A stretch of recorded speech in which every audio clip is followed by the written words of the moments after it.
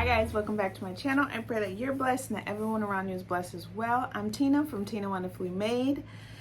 If you are new here, welcome. I'm so glad to see you here. If you are returning, I love you. I love you so much. Thank you for being here. Hit that subscribe button if you haven't already. Let's be a part of this family. So, with that being said, let's get into the video. As you can tell, I am in my book room. Don't mind this piece of wood right here that goes to my fireplace thing. I don't know. It's not anything important. But I have a book haul. This is that book outlet sale that they had not too long ago, which was like $5.99. They had like thousands of books for $5.99.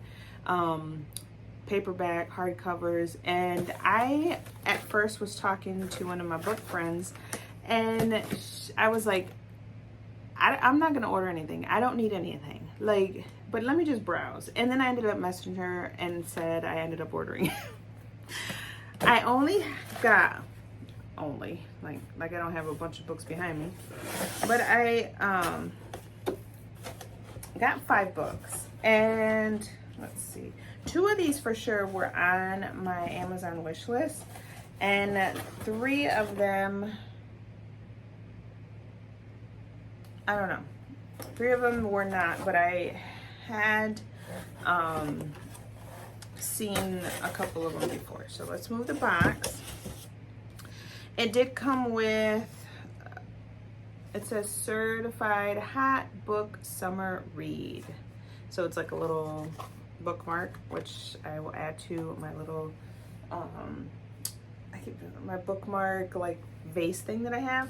But these are the books that I got, and I will show you. I am so ready to put these on the shelf or against the wall because I have so many books. But this was probably going to be my last.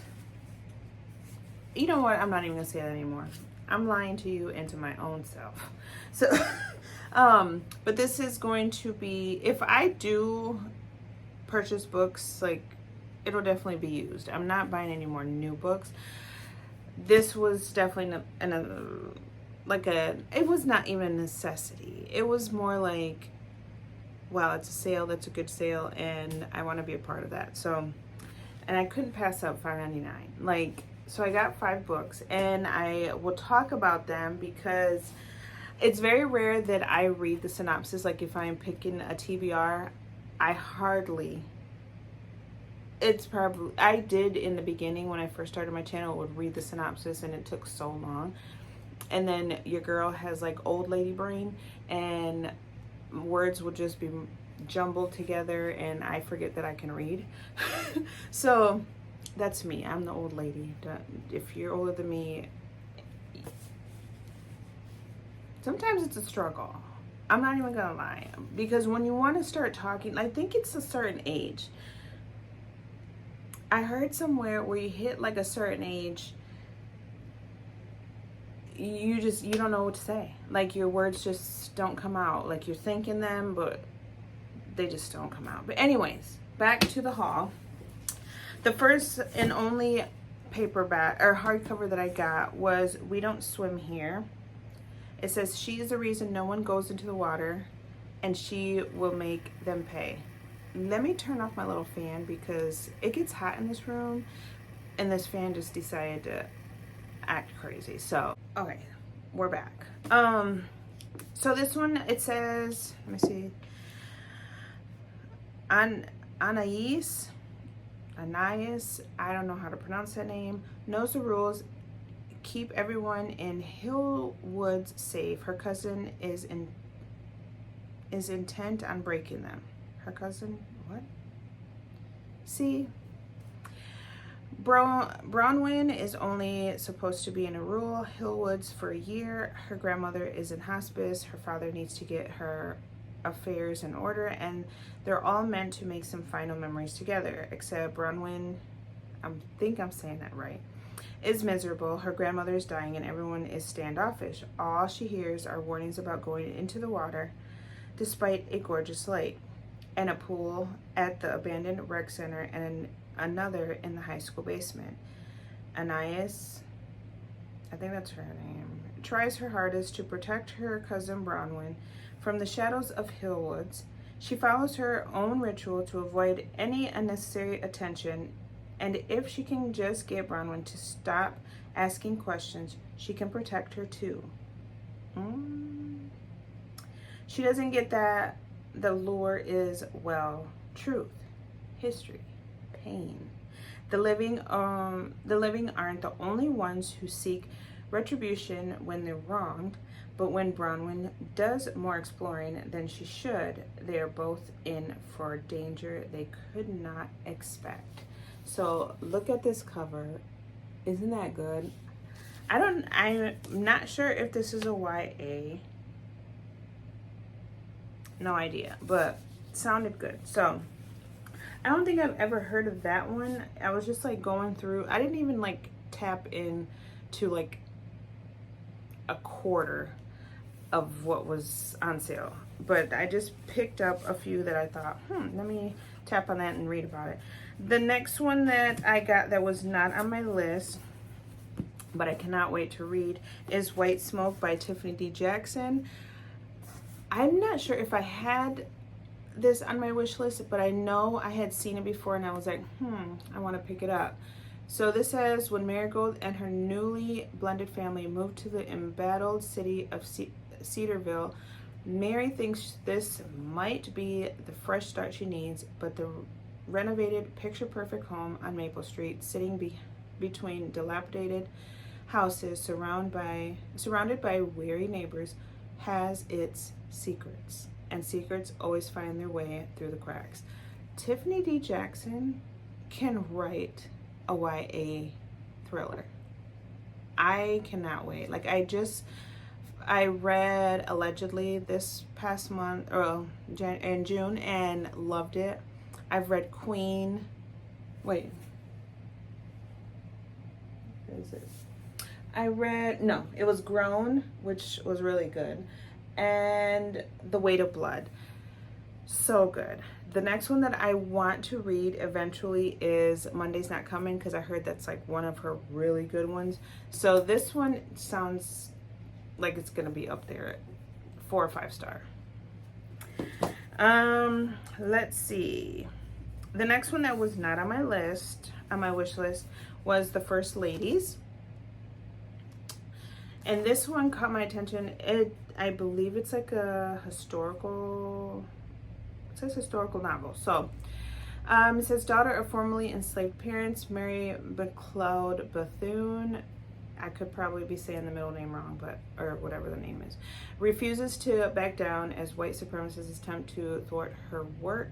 She marches on as an activist and an educator, and as her reputation grows, she becomes a celebrity, revered by titans of business and recognized by U.S. presidents. Eleanor Roosevelt herself is awestruck and eager to make her acquaintance. Initially drawn together because of their shared belief in women's rights and the power of education, Mary and Eleanor become fast friends, confiding their secrets, hopes, and dreams, and holding each other's hands through tragedy and triumph. When Franklin Delano Roosevelt is elected president, the two women begin to collaborate more closely, particularly as Eleanor moves toward her own agenda, separate from FDR's. A consequence of the devastating discovery of her husband's secret love affair, Eleanor becomes a controversial first lady for her outspokenness, particularly on civil rights. And when she receives threats because of her strong ties to Mary, they only fuel the woman's desire to fight together for justice and equality.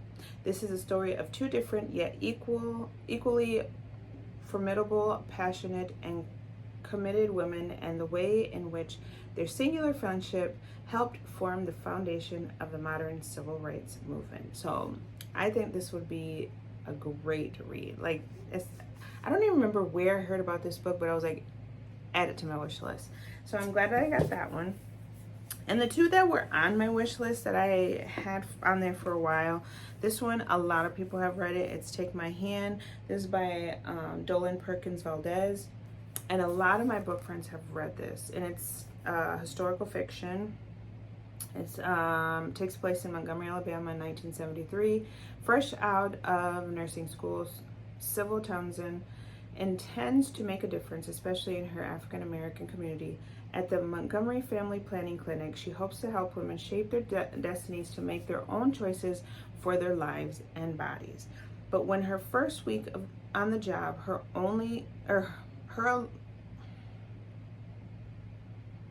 along a dusty country road to worn down one-room cabin, Sybil is shocked to learn that her new patients, Erica and India, are children, just 11 and 13 years old. Neither of the Williams sisters has ever been kissed by a boy, but they are poor and black, and for those handling the family's wellness benefits, that's reason enough to have the girls on birth control. Oh my gosh. I want to cry just reading the back.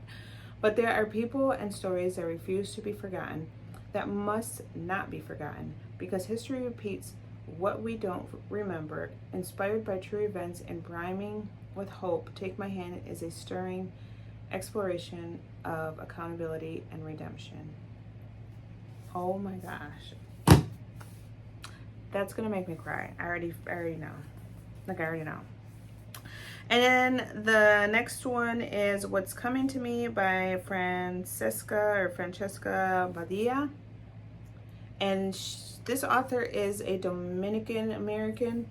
And it says, in the seaside town of Nautilus, 17-year-old Minerva Gutierrez hates her job at the local ice cream stand, where her sexiest boss makes each day worse than the last. But she needs the money. Kicked out of school and stranded by her mom's most recent hospitalization, she dreams of escaping her dead-end hometown, when an armed robbery at the stand stirs up rumors about cash hidden on the property.